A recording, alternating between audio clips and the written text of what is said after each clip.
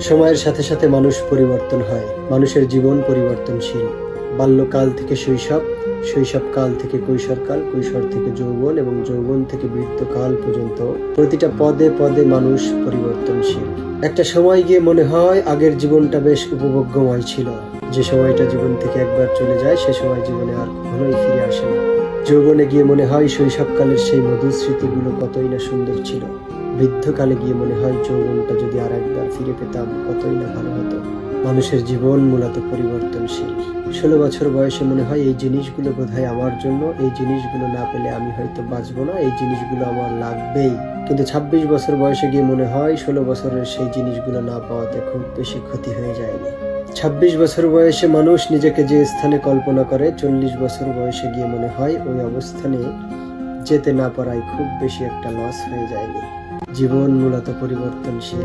জীবনে বাচ্চাকাল থেকে বৃদ্ধকাল পর্যন্ত চলার পথে বহু মানুষের সাথে দেখা হয়। সময়ের সাথে সাথে শখ, চিন্তা, চেতনা সবকিছু পরিবর্তন হয়।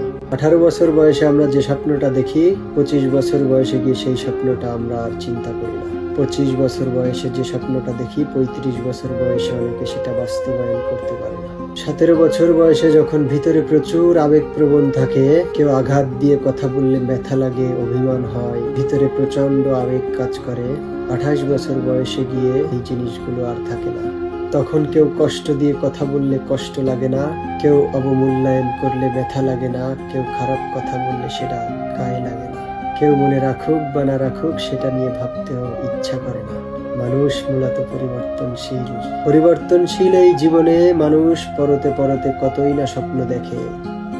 কেউ তার স্বপ্নের সমান বাস্তবায়িত করতে পারে, কেউ পারে না। কেউ যেটা স্বপ্ন দেখে সে সেই লক্ষ্যে পৌঁছায়, আবার কেউ যেটা জীবনে কল্পনাও করেনি তার তেমন জীবন নিয়ে থাকা লাগে।